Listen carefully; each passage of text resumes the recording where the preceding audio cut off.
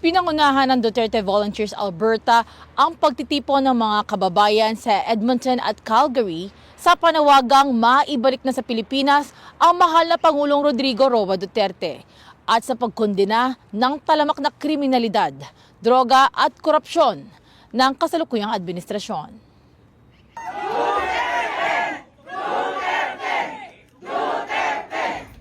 Katapangan at panindigan ang ipinakita ng mga kababayang mga Pilipino sa Edmonton at Calgary sa pamamagitan ng prayer rallies na pinagkaisahan nila noong nakaraang Biyernes at Sabado.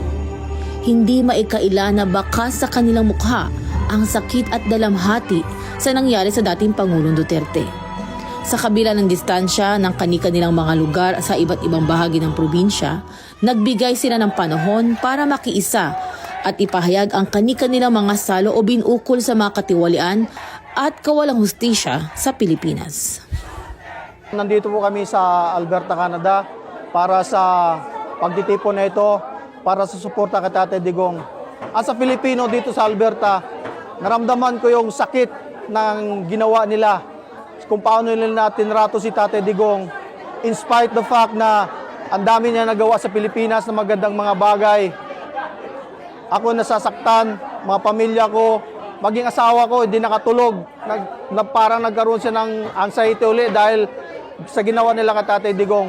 Kaya po namin ginawa ang event na ito dahil sobra mula pa ng 2016 hanggang ngayon. Hindi natin matanggap ang mga nangyayari sa ating mahal na Pangulong Tatay Digong. Sobrang masakit ho, kaya talaga tayo nag-isip tayo na magsama-sama dito at gagawa pa tayo mas malaking event dahil ito initial lang sa ating suporta mula 2016 hanggang ngayon. Hindi pwedeng gawing biro dahil sobrang ibinigay sa ating pagmamahal sa bayan natin.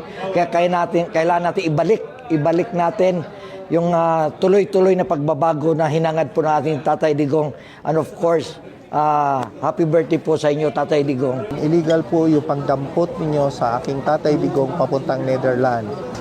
Challenge ko ito sa Administrasyong Marcos. Kung talagang natibay ang inyong ebidensya against Tatay Digong, bakit nyo litisin sa ibang bansa? Litisin nyo sa bansa natin. Kasi functional ang ating judiciary system sa Pilipinas. Sa buong buhay ko, talagang si Tatay Digong talagang sinusuportahan namin sa buong angka namin sa Davao. Pati kay Pastor Kibuloy, kilala ko po siya. Ordinaryong mamamayan pa lang ako. Nagtatrabaho ako sa hotel. Ang bayit po ni Pastor Kibuloy sa amin ng mga trabahante, ordinaryong tao doon. Please, suportahan natin ang buo PDP Laban, especially si Pastor Kibuloy at lahat ng mga kaalyansa ni Tatay Digong. Magpasalamat po tayo sa SMNI. Siya lang tumutulong sa mga Pilipina na inaapi. Ang SMNI ay ang istasyon ng radyo at telebisyon na tumutulong sa pagsugpo ng mga rebelde, mga NPA at lumalaban sa korupsyon. So, ang SMNI, siya lang po ang tanging istasyon na nagbo-broadcast ng katotohanan, lalo na sa mga luklok na lugar, lalo na sa amin sa Samar. Ako po ay taga Samar. Tayo ay magpasalamat sa mga taong may malasakit, lalo na ang mga SMNI na mga staff. Nagpapasalamat po kami sa SMNI and kay OJC sa pag-cover today. And maraming salamat po sa mga pumunta sa pagsuporta kay Tatay Digong at kay VP Sara. Sana po suportahan niyo po ang laban ng PDP. Sana po tuloy-tuloy po nating suportahan para po sa ating bayan. Maraming salamat po. Itong message na ito ay para kay Pastor Kibuloy.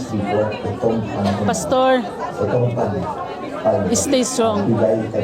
Laban lang para sa Pilipinas. Di ame dire sa Calgary, Canada. Napanood ko lahat ang nahitabo diha sa KOGC na walang hustisya na gibuhat sa Administrasyong Marcos. Pastor, darating ang panahon na makaguha ka diha ug maserbisyo ka sa tibuok Pilipinas.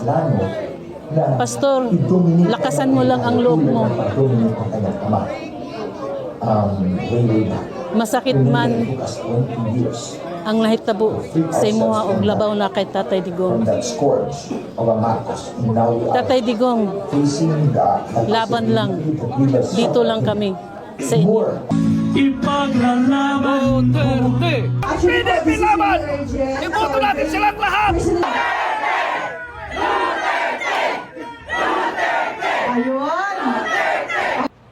Para sa Diyos at sa Pilipinas kong mahal, ako po si Nina Baranda mula dito sa Edmonton, Alberta, Canada, ang inyong Global Citizen Correspondent, SMNI News.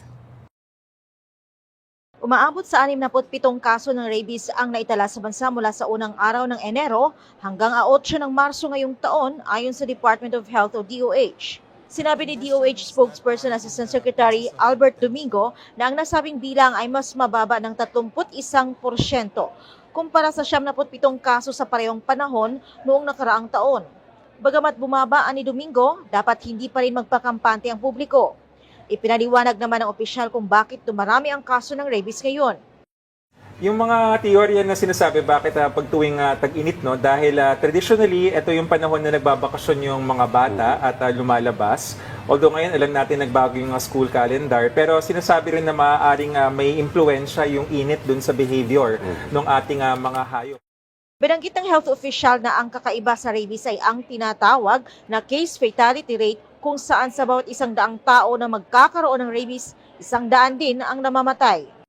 100% ang case fatality rate. So talagang mapanganib ito, no? At hindi talaga dapat natin na pinapasawalang bahala na pag merong nakakalmot ng aso or pusa or yung ating nalawayan ng aso at pusa. Dahil, lalo na kung di natin kilala yung ating hayop na nakasalamuha, baka may rabies yan.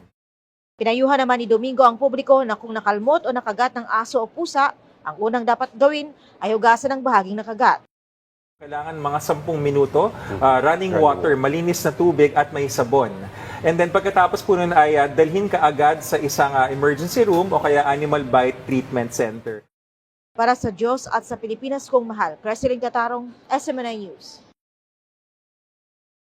Sa tulong ng K9 units sa panguna ng Special Operations Unit 4B, Philippine National Police Drug Enforcement Group, Joint Unit at Philippine Drug Enforcement Agency 4B, naaresto ang isang suspect na may sakay na 120 kilo ng hinihinalang shabu. Nakalagay ito sa may bagahe sa likuran ng sasakyan ng suspect sa Calapan Pier Exit, Barangay San Antonio, Calapan Oriental, Mindoro, alas 8 ng umaga ng Biyernes, 21 ng Marso. Kinilala ang suspect na si Christopher Eropio Malco, 43 anyos, driver at residente ng Barangay Pulo, Maestralita, Iloilo City. Batay sa inventaryo, bawat pakete ay tumitimbang ng tig 1 kilong suspected drugs o katumbas ng 816 na milyong piso. Ayon sa inisyal na investigasyon, ang suspect ay isa sa mga itinuturing na regional priority target at high-value individual na may kaugnayan sa illegal na droga.